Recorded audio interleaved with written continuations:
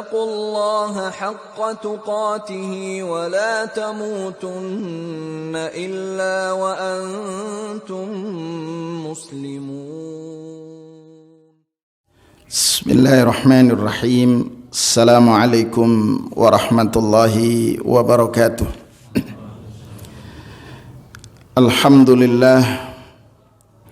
الحمد لله الذي هدانا للإسلام وزين الإيمان في قلوبنا وكره إلينا الكفر والفسوق والعصيان.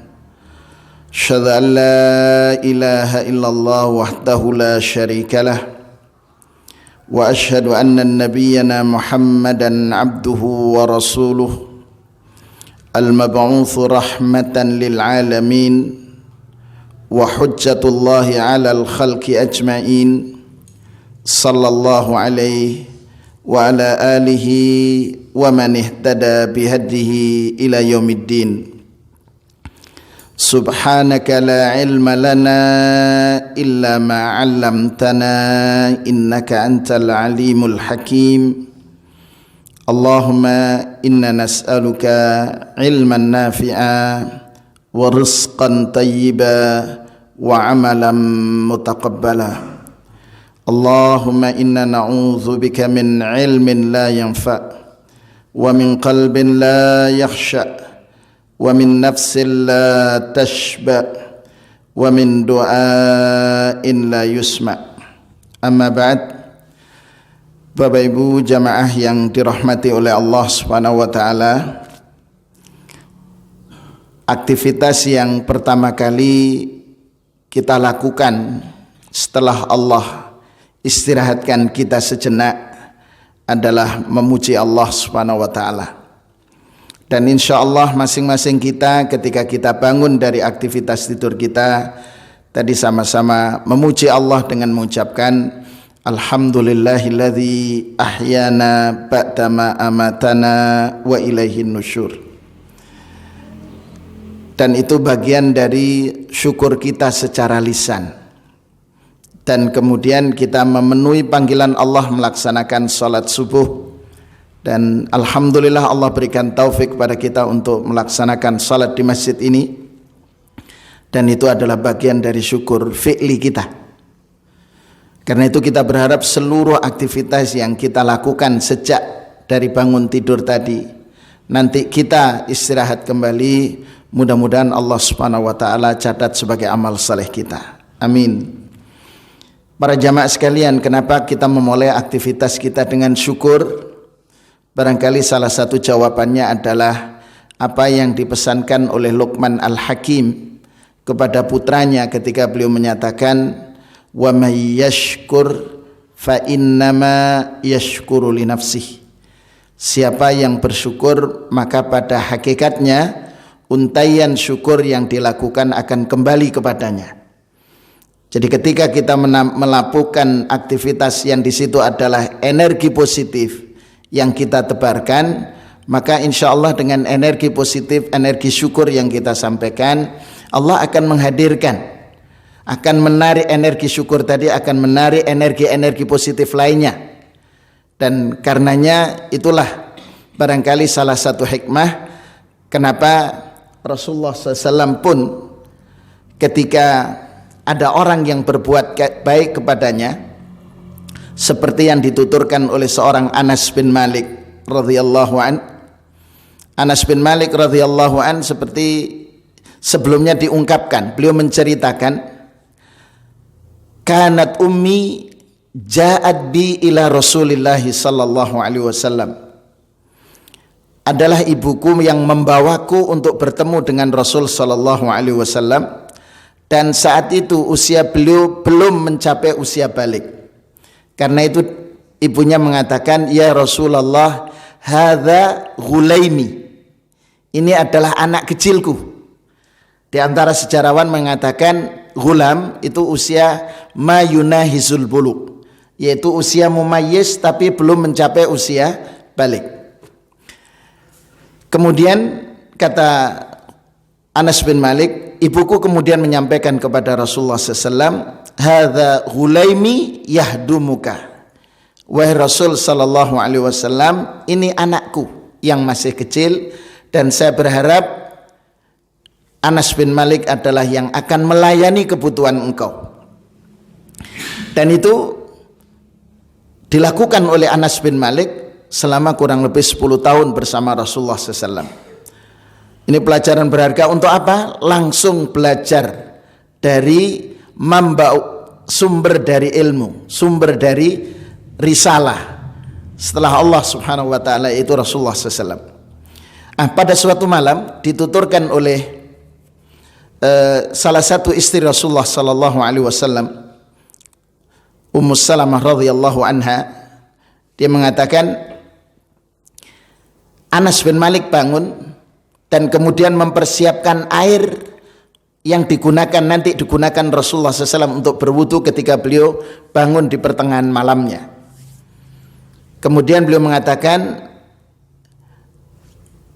Sana'a laka Anas, Anas berbuat kebaikan untukmu. Rasulullah sebelumnya bertanya, man sana'a ilayya ma'rufan, siapa yang berbuat kebaikan kepadaku hari ini? Si istrinya mengatakan Anas. Setelah Anas melakukan kebaikan kepada Rasulullah SAW, Anas kemudian dibalas oleh Rasulullah dengan doa. Apa doa Rasulullah SAW? Allahumma tawwil umrahu, ya Allah perpanjang umur Anas bin Malik. Wa akthir auladahu, berikanlah anak yang banyak, keturunan yang banyak. Wa akthir amwalahu, dan berbanyaklah hartanya.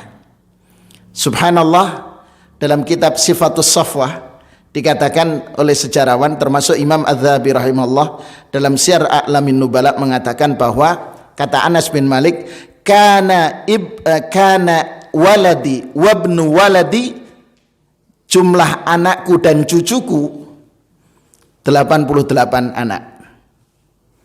Itu Anas bin Malik.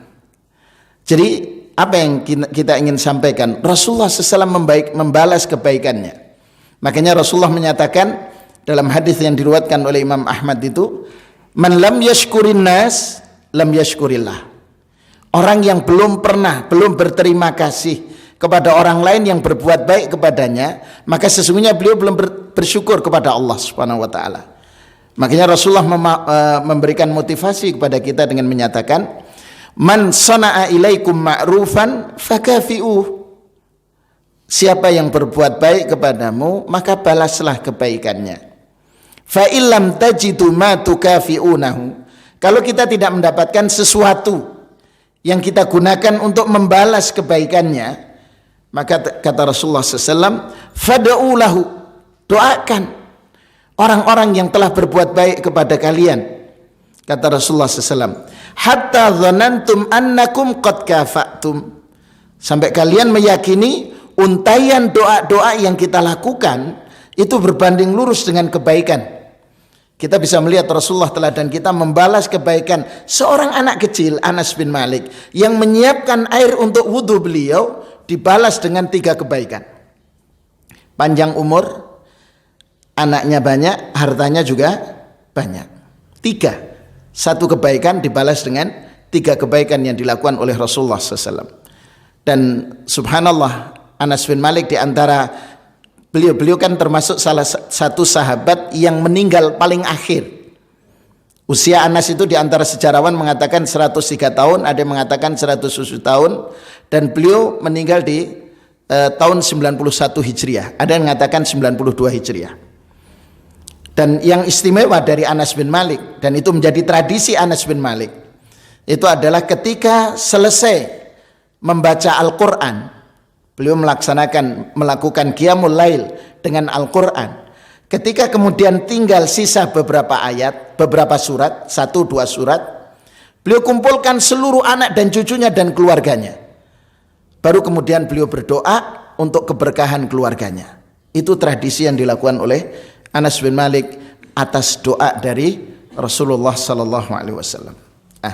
Bapak Ibu sekalian yang dirahmati oleh Allah, tema kita pada kesempatan berbahagia ini adalah tentang perencanaan finansial berbasis surat Yusuf. Tapi sebelum saya memasuki kajian tentang ayat ini, Mari kita sejenak cermati firman Allah Subhanahu wa taala dalam surat An-Nisa, di mana Allah Subhanahu wa taala berpesan kepada kita, wal yakhshal ladzina law taraku min khalfihim dzurriyyatan dhi'afa khafu 'alaihim falyattaqullah wal yaqulu qawlan sadida, kata Allah. Wal yakhsha, saya tadi sempat membuka apa yang disampaikan oleh Imam Al-Qurtubi rahimahullah dalam tafsir beliau. Wal yakhsha itu lamnya adalah lamul amri, jadi perintah. Dan hendaklah para orang tua, orang-orang itu mengkhawatirkan, kita para orang tua juga mengkhawatirkan, lau taraku min khalfihim dzurriyyatan dhi'afa, kalau sampai kita meninggalkan generasi yang lemah. Jadi ini kegelisahan yang mesti harus hadir dalam diri kita, para ayah dan para ibu. Kenapa? Kalau jenengan cermati yang sempat viral beberapa waktu yang lalu, berita 200 anak di Ponorogo yang mengajukan dispensasi nikah karena usianya belum mencapai usia nikah, yaitu 19 tahun. Dan sebabnya itu adalah karena sudah kecelakaan duluan. Artinya sudah hamil duluan. Nah, kalau kemudian kita coba cermati apa yang disampaikan oleh Pak Misbahul Munir, Kabid Urais bin Syar, Kementerian Agama Jawa Timur, menghimpun seluruh data dari PA se-Jawa Timur. Itu di Jawa Timur ada kurang lebih 15.881 kasus pengajuan dispensasi nikah seluruh Jawa Timur. Dan tertinggi itu saudara kita, kabupaten di saudara kita di dekat kita, yaitu Kabupaten Lumajang, sebanyak 2.223 kasus pengajuan dispensasi nikah. Kemudian setelah itu Kabupaten Malang, baru kemudian Kabupaten Malang itu 1.800 sekian, kemudian Kabupaten Probolinggo 1.000 sekian, kemudian Pasuruan, termasuk di dalamnya Jember, gitu nggih. Jadi kenapa kita harus gelisah? Karena Allah sendiri meminta kita, hendaklah para orang tua mengkhawatirkan kalau seandainya meninggalkan generasi yang lemah. Di antara para ahli tafsir semua memahami ayat ini, dhi'afan di sini, generasi yang lemah itu adalah mereka-mereka, karena dikaitkan dengan ayat sebelumnya berkenaan dengan wasiat, seperti yang disampaikan oleh Imam Ibnu Katsir rahimahullah. Imam Ibnu Katsir rahimahullah ketika mengunjungi Sa'ad bin Abi Waqqas sedang sakit,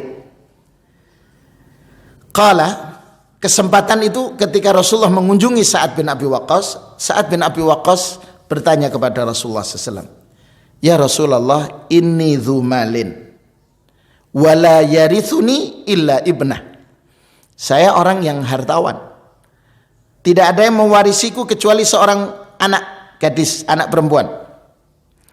Afa atasaddaq bithulutsai mali, apakah karena anakku satu bolehkah saya bersedekah sebanyak 2/3 dari hartaku? Qala la, Rasulullah mengatakan jangan. Qala fasyatr, bagaimana kalau separuh dari hartaku? Qala la. Kemudian sahabat Anas Sa'ad bin Abi Waqqas bertanya, fathuluts, bagaimana kalau sepertiga? Rasulullah mengatakan ats-tsuluts wa tsulutsu katsir, sepertiga dan sepertiga itu banyak. Lah ini taklil dari hadis itu, Rasulullah mengatakan dengan menyatakan, wahai Sa'ad, innaka intadzar warathataka aghniya khairun laka min antadzarahum alatan yatakaffafuna annas.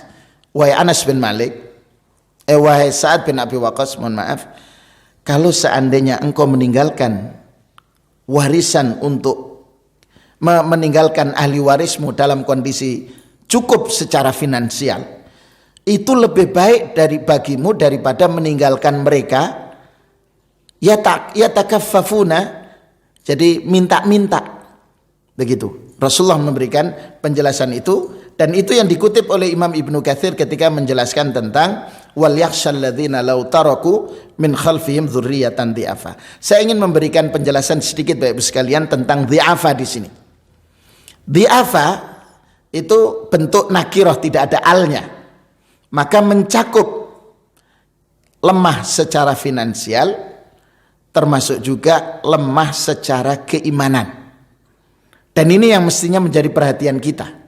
Lemah secara keimanan dan lemah secara keilmuan. Saya mencoba mencermati kenapa harus terjadi kelemahan atau dhaful iman. Kita harus khawatir kalau meninggalkan generasi yang lemah secara keimanan. Karena ketika kemudian keimanan ini melemah dari keturunan kita, maka dampaknya luar biasa. Padahal anak-anak kitalah yang, anak dan cucu kitalah yang akan memintakan ampunan untuk kita kala kita sudah menghadap Allah. Kan begitu nggih? Anak-anak kita. Dan itulah, dan menentukan istighfar anak-anak kita, istighfar yang dilakukan oleh cucu kita, itu menentukan posisi kita di surga. Seperti yang disampaikan oleh Abu Hurairah radhiyallahu an, dan hadis ini dikutip oleh Imam Al-Lalaka'i dalam kitabnya Syarhu I'tiqad Ahli Sunnati wal Jamaah.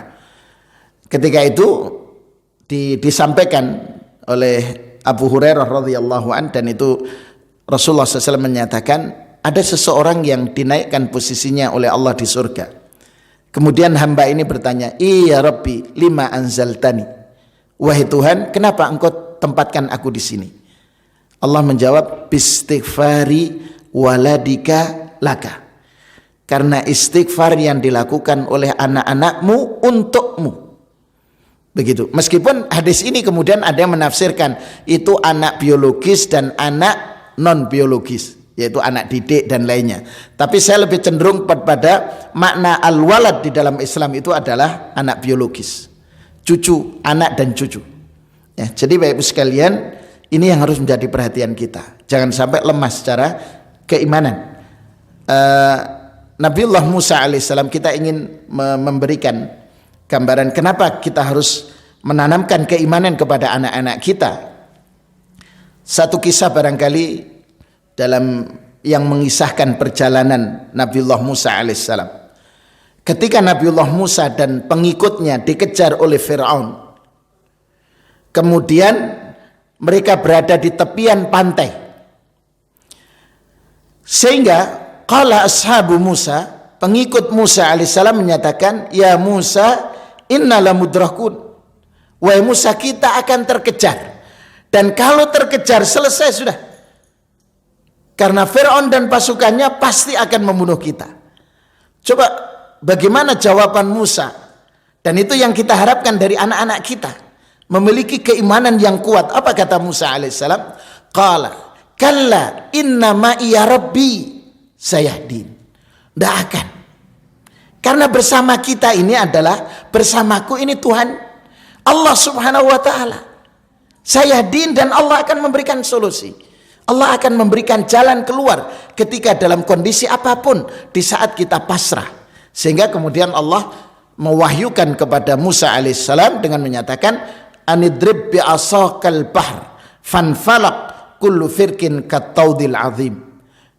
Diperintahkan, diwahyukan Musa untuk kemudian memukulkan tongkatnya, dan kemudian terbelah lautan, kemudian menjadi gunung kattaudil azim, seperti gunung yang sangat agung, sangat besar. Itulah yang kita inginkan Bapak Ibu sekalian, anak-anak kita memiliki keimanan yang kuat, dan itu terus. Bagaimana caranya? Seperti yang disampaikan oleh Abdullah bin Amr bin As radhiyallahu an. Abdullah bin Amr bin As menuturkan kepada kita, "Kana abi yu'allimuna as-sirata wal maghazi, sirata rasul wal maghazi kama yu'allimuna suratan minal Qur'an." Itu kata Abdullah bin Amr bin As. Adalah ayahku mengajarkan kepadaku as-sirah, perjalanan hidup Rasulullah SAW, wal maghazi, dan proses peperangan, perjuangan yang dilakukan Rasulullah dan para sahabat, kama yu'allimuna suratan minal Qur'an, seperti mengajari kami surat-surat di dalam Al-Quran. Jadi berarti peran ayah dan ibu ini maksimal, dan itu yang harus kita lakukan. Dan nanti kalau kita mencoba mencermati, melakukan telaah terhadap firman-firman Allah, salah satunya adalah tentang lebah, itu jelas. Lebah itu kan keluarnya madu dan minumnya hinggapnya juga di bunga. Lebah itu yang mencari nafkah kan yang jantan, gitu. Lebah itu yang jantan yang keluar. Sedang yang betina yang kemudian diistilahkan dengan ratu itu tinggal di mana? Di sarang. Kan ngaten? Berarti yang mencari nafkah itu adalah para ayah. Ibu, ratu itu ada di rumah untuk fokus kepada pembinaan anak, menjaga. Kan begitu ratunya itu dalam lebah itu. Dan itu barangkali makna kalau kemudian kita kaitkan Allah memerintahkan waqarna fi buyutikunna, itu di situ jelas. Gitu. Jadi itu nanti itu babnya pendidikan anak. Tapi saya ingin mengingatkan pada kita bahwa fokus kita adalah jangan sampai keturunan kita menjadi keturunan yang lemah secara keimanan. Yang kedua, ini yang ingin menjadi topik kajian kita adalah dhaful iktisadi, lemah dari sisi ekonomi, lemah dari sisi finansial. Dan kalau kemudian kita melakukan telaah secara khusus terhadap firman Allah Subhanahu wa taala di surat Yusuf, di surat Yusuf itu kan diantaranya Allah menyatakan Yusufu ayyuhas siddiq. Tidak banyak ayat yang kita kaji pada kesempatan berbahagia ini.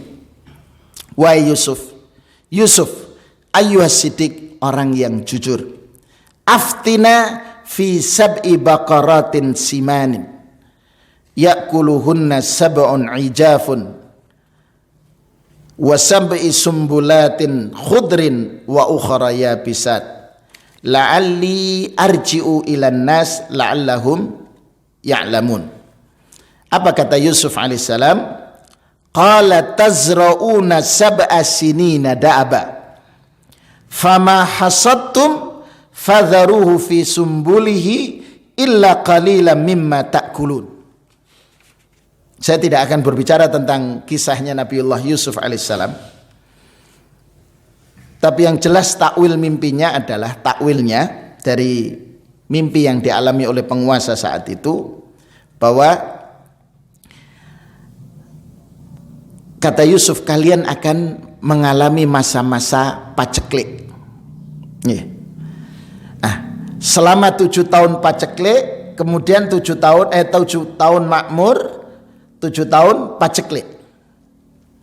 Apa kata Yusuf alaihissalam? Tazra'una sab'a sinina da'aba.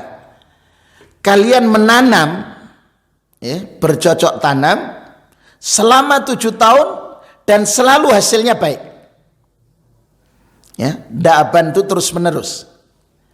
Fama hasadtum, maka ketika kalian memanen terhadap hasil tanaman itu, hasil pertanian, fadharuhu fi sumbulihi, maka biarkanlah tetap di tangkainya. Illa qalilan mimma ta'kulun, kecuali hanya sedikit saja yang kalian konsumsi. Ayat ini Bapak sekalian, kalau kita coba cermati, memerintahkan kepada kita para ayah dan bunda untuk kemudian memanage keuangan. Pelajaran dari sini. Dan kita mestinya belajar besar dengan peristiwa wabah corona yang lalu. Kan gitu nggih. Ada yang tidak menyiapkan apapun. Ada yang kesulitan, tapi Allah hadirkan orang-orang yang kemudian semangat at-tarahum, saling mengasihi dengan berbagi. Luar biasa itu, luar biasa. Tetapi kan ada hal yang perlu menjadi perhatian kita, bahwa pelajaran berharga dari sini kita mengatur secara keuangan, manajemen keuangan. Kita ambil kepada perjalanan hidup Rasulullah SAW.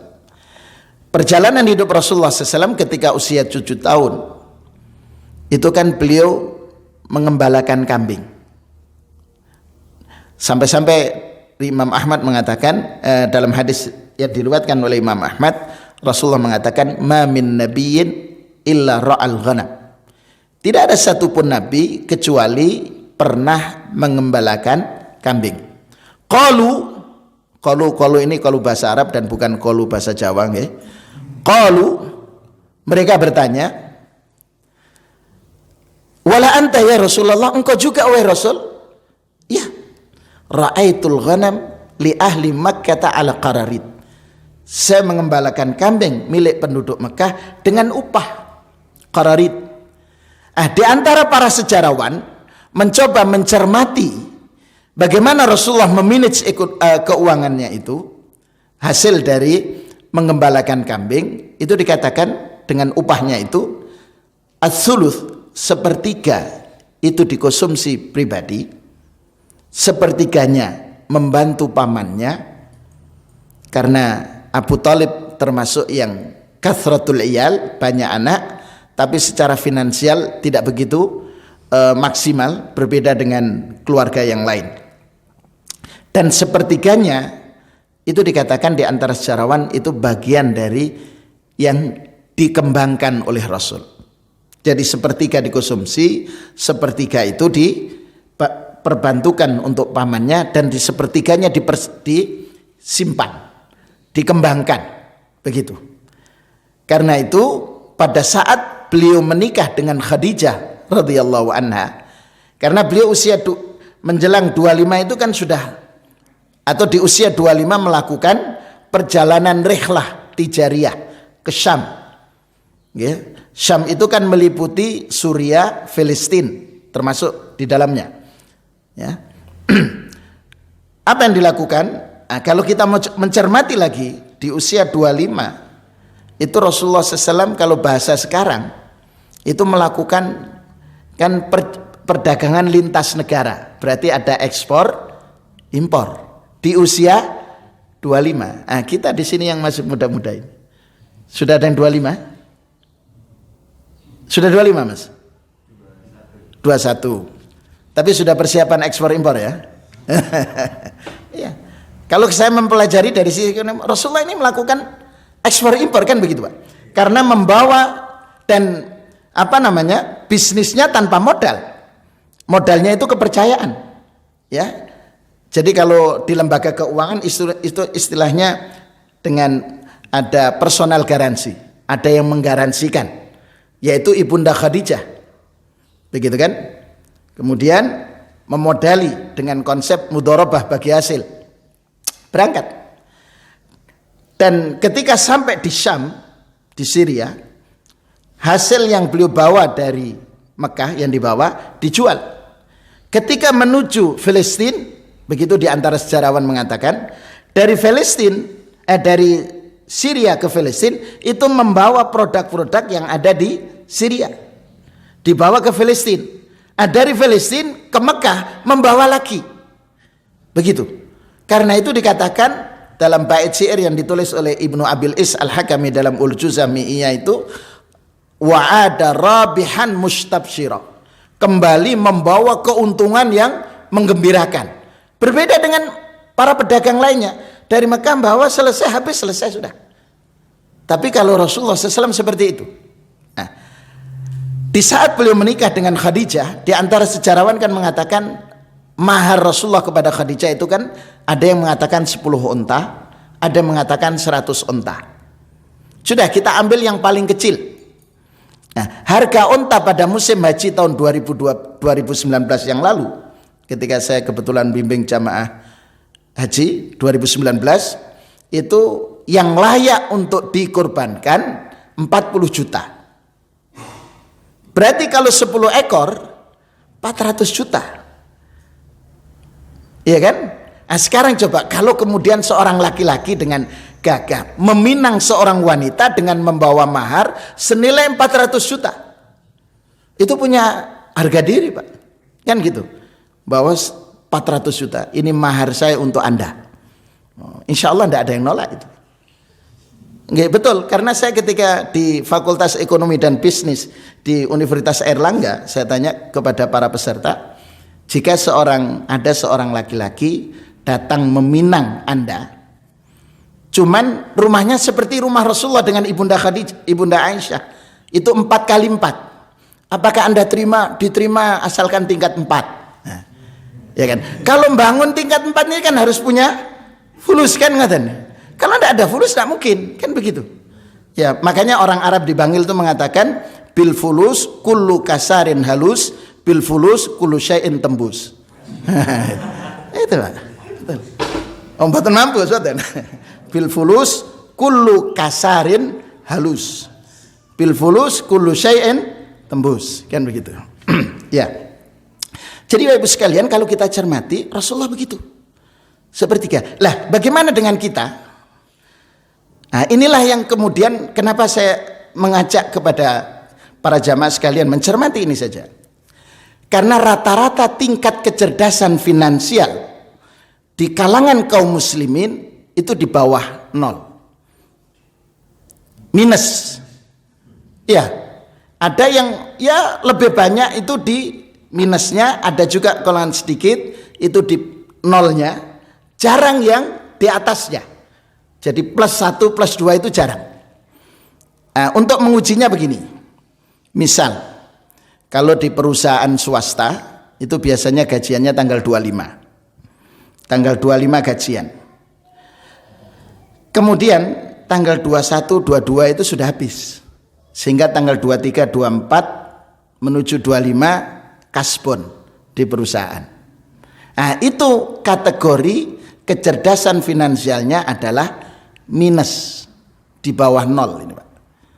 Nah, yang kedua ada yang 0, tanggal 25 gajian, tanggal 24 malam habis. Jadi pas tanggal 25 besok gajian habis, itu 0.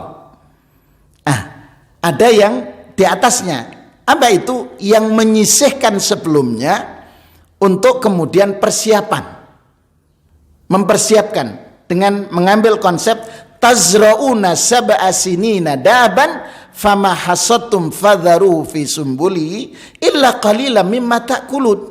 Jadi disiapkan sudah, menyiapkan untuk masa depan anak.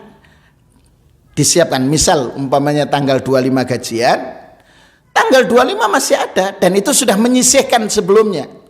Kalau mau mengacu sebagaimana ditulis oleh sebagian sejarawan bahwa Rasulullah sepertiga dari gaji kita disimpan untuk persiapan investasi masa tua.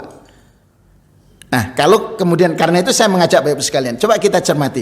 Rasulullah di usia 40 tahun, setelah memasuki usia 40 tahun dan menerima wahyu, apakah Rasulullah sibuk dengan pekerjaan, mencari nafkah? Tidak, sudah fokus menghabiskan waktunya untuk dakwah. Habis waktunya untuk dakwah, tidak mencari nafkah Rasulullah SAW.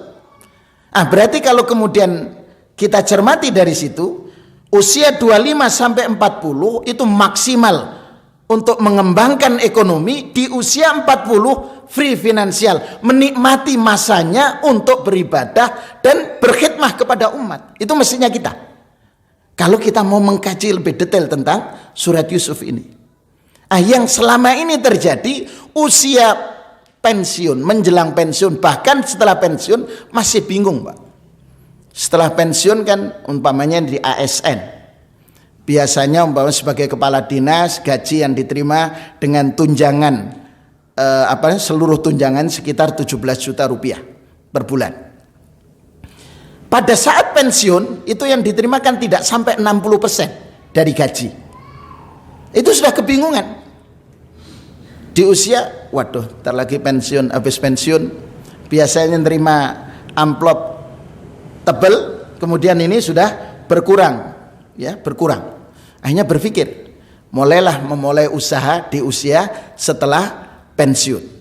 Ini sehingga masih sibuk mencari nafkah, begitu. Dan itu kita jumpai dari beberapa saudara-saudara kita. Bahkan saya pernah membersamai ada beberapa para kepala dinas di kota Probolinggo waktu itu. Karena kebetulan saya di lembaga amil zakat, di Badan Amil Zakat Nasional Kota Probolinggo, sehingga kita tahu beberapa di antara gaji yang diterima. Itu ada di antara mereka yang dari kegiatan aktivitas itu gaji pokoknya tidak terpakai. Itu alias utuh. Ketika pensiun, baru memasuki hari kedua, waduh, Pak Ustadz, honornya sudah kurang dari selama ini kita tidak ngambil, sekarang sudah terpakai. Hari ketiga stroke, Pak. Kepikiran. Karena apa? Nikahnya termasuk nikah terlambat. Jadi setelah di atas usia 35 tahun baru nikah. Sehingga anak-anaknya masih, yang satu masih kuliah, yang masih, waduh sudah pensiun, masih membiayai, bingung. Sampai akhirnya qadarallah beliau sakit, jatuh stroke.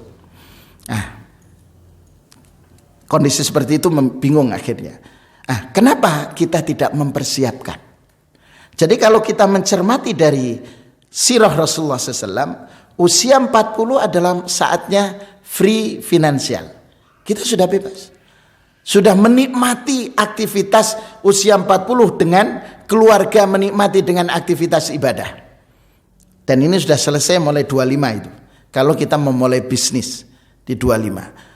Dan ketika mulai bisnis, Bapak Ibu sekalian, mengembangkan finansial kita, semangat kita itu jangan untuk mendapatkan keuntungan, tapi semangat kita adalah berapa orang yang kita bisa bantu menghidupi rumah tangganya. Kebetulan saya ketemu dengan salah seorang masyayikh kita yang ketika membuka unit usaha, Bapak Ibu sekalian, semangatnya adalah ini untuk kehidupan masa depan. Karyawan sudah dilatih bagus, resign. Akhirnya beliau usahanya hampir menuju kepada keberangkrutan. Setelah itu dia mencoba melakukan ta'amul terhadap Quran. Apa motivasi saya? Dia mendapati hadis Rasulullah, khairun nas anfa'uhum linnas. Akhirnya kemudian saya akan memulai bisnis ini dan saya rekrut banyak keluarga untuk terlibat dalam bisnis saya, supaya semakin banyak yang menikmati, terbantu dengan usaha saya. Beliau membuat usaha restoran. Sekarang itu punya 9 kantor cabang yang omset harian itu kisaran 15 sampai 30 juta per outlet. Jadi kalau 9 ya lumayan. Itu kan rata-rata kalau bisnis makanan antara 30 sampai 40%. Begitu.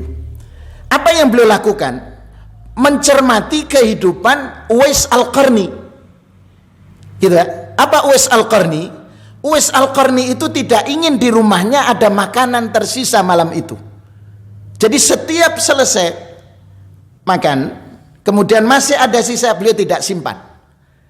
Dicari orang yang membutuhkan, sehingga di antara doa Uwais sebelum beliau istirahat dalam tidurnya dia mengatakan, wahai Tuhan, ya Rabb, jangan engkau ambil sebagai kesalahan Uwais Al-Qarni kalau di antara hambamu malam ini sedang kelaparan, karena di rumah Uwais sudah tidak ada yang kita bisa berikan kepada mereka.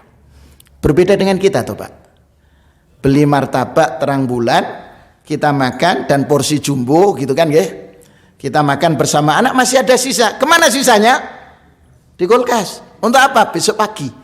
Itu kita Pak. Beda, Uwais Al-Qarni tidak. Uwais Al-Qarni itu tidak ingin ada di rumahnya makanan tersisa dibagikan kepada siapapun. Apa dampaknya? Ketika orang menerima, pasti mereka mendoakan kebaikan untuk kita. Dan itulah yang dilakukan oleh masyayikh kita ini. Ketika beliau membuka unit usaha itu, ketika ada makanan tersisa, dia bungkus. Ini untuk kamu, untuk istri dan anakmu. Ini dibagikan. Dan ternyata setiap hari ketika ada sisa mereka bawakan. Yang belum tentu anak dan istrinya bisa makan menikmati itu. Ya, dia lakukan itu. Dan subhanallah, akhirnya berkembanglah usaha itu. Makanya kemudian semangatnya adalah khairun nas anfa'um linnas, dan itulah makna innamal a'malu binniyat. Seluruh aktivitas kita tergantung niat kita. Jadi Bapak Ibu sekalian yang dirahmati oleh Allah, ini sedikit yang kita bisa sampaikan terkait dengan perencanaan keuangan. Kenapa kita mesti harus merencanakan? Rasulullah mengatakan, innallaha yuhibbul abda at-taqiyal ghaniyal khafi. Kata Rasulullah SAW, sesungguhnya Allah mencintai hambanya, ya, at-taqi yang bertakwa, al-ghani yang kaya. Gitu. Bahkan di antara sahabat itu kan ada sahabat yang berdoa, ya Rabb, saya adalah hambamu yang tidak layak untuk hidup miskin. Jadi berarti mintanya hidup kaya. Ya, jadi itu. Tapi seluruh kekayaannya beliau support untuk kepentingan dakwah. Kita ambil contoh, salah satunya adalah sahabat Abdurrahman bin Auf. Ya, insya Allah kita faham betul. Abdurrahman bin Auf itu kalau kita ingin memulai bisnis, coba lihat bagaimana Abdurrahman bin Auf memulai bisnis dari nol. Karena ketika pindah ke Madinah, hijrah ke Madinah, dia tidak membawa apa-apa. Kemudian akhirnya dipersaudarakan dengan Sa'ad bin Rabi. Ketika dipersaudarakan, kata Sa'ad bin Rabi, saya punya banyak harta, kemudian saya punya istri, saya separuh harta untukmu dan separuh untukku. Kemudian silahkan pilih di antara istriku, nanti mana yang kau sukai saya ceraikan, selesai masa iddah saya nikahi. Silahkan Anda nikahi. Abdurrahman bin Auf kan bukan tipologi orang yang menggunakan kesempitan dalam kesempatan, atau kebaliknya, kesempatan dalam kesempitan. Tidak. Apa kata Abdurrahman bin Auf? Tunjukkan saya di mana pasar. Dan dia memulai bisnis sampai akhirnya menjadi seorang kaya raya. Di saat sepeninggal Rasulullah SAW wafat, datanglah kafilah dagang milik Abdurrahman bin Auf, itu sebanyak 700 ekor unta. Datang.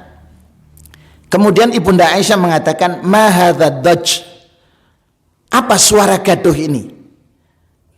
Para sahabat mengatakan, iru Abdurrahman ibn Auf ja'at, yaitu kafilah dagangnya Abdurrahman bin Auf telah datang.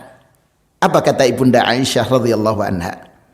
Sami'tu Rasulullah sallallahu alaihi wasallam yaqul, aku mendengar Rasulullah SAW bersabda bahwa saat yadkhulul jannata habwan, saat Abdurrahman bin Auf masuk surga dengan merangkak. Begitu. Berita yang disampaikan, berita atau sabda Rasulullah SAW yang disampaikan Ibunda Aisyah terdengar oleh Abdurrahman bin Auf. Abdurrahman bin Auf kemudian mendatangi kepada Ibunda Aisyah, benarkah telah sampai kepadaku bahwa Rasulullah bersabda seperti yang engkau sampaikan wahai Ibunda Aisyah? Jawabannya iya. Kemudian ketahuilah Ibunda Aisyah, 700 onta ma'ahlasya dan seluruh barang dagangannya lillah.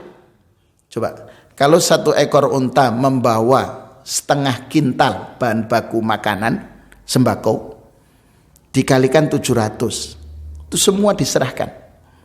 Dan makanya kekayaan Abdurrahman bin Auf itu kalau coba kita cermati, sepertiga penduduk Madinah itu pernah hutang ke Abdurrahman bin Auf. Ingat pada saat Rasulullah menunaikan haji wada itu 100 orang. Gitu, haji wada 100 orang. Berarti penduduk Madinah kan tidak mungkin 100. Lebih dari itu, kan kata. Sepertiga penduduk Madinah pernah hutang ke Abdurrahman bin Auf. Dari sepertiga pernah yang hutang itu, sepertiganya dibebaskan hutangnya oleh Abdurrahman bin Auf.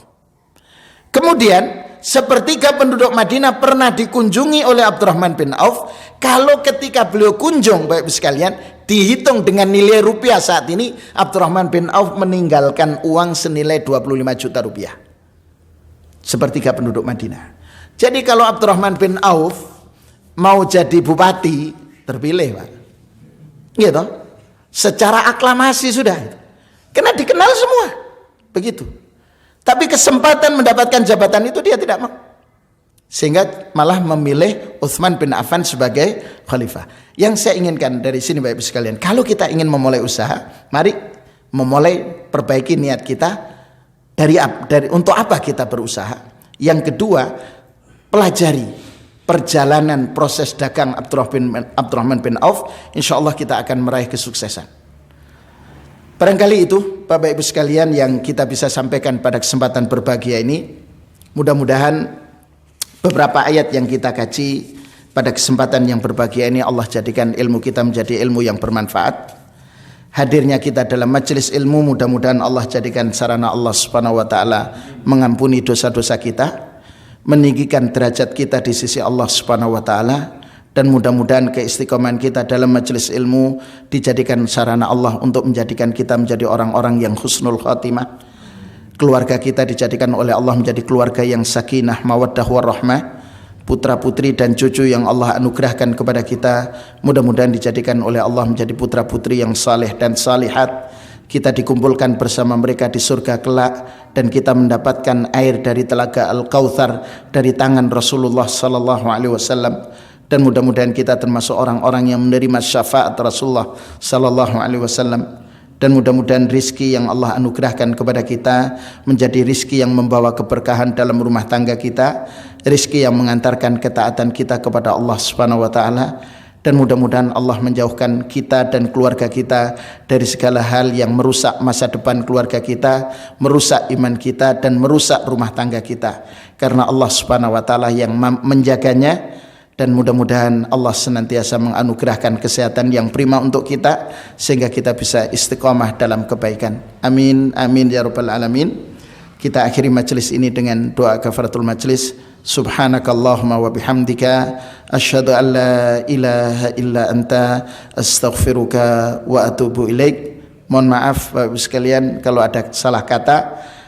Kalau kebenaran itu datangnya dari Allah Subhanahu wa taala, jika terjadi kesalahan maka itu datangnya dari saya. Dan mohon maaf wal afu minkum. Assalamualaikum warahmatullahi wabarakatuh. ثم كان من الذين آمنوا وتواصوا بالصبر وتواصوا بالمرحمة